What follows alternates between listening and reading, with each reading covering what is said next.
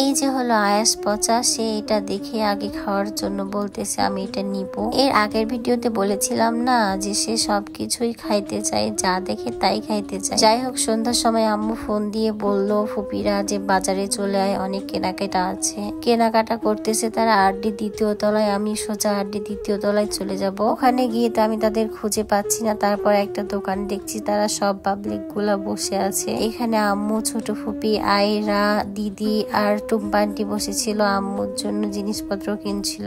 আরে আয়রা বুড়ি, আনাহিতা বুড়ি তো এত সুন্দর করে তাকাচ্ছিল, মাশাআল্লাহ। সবাই কিন্তু মাশাআল্লাহ বলতে ভুলবেন না।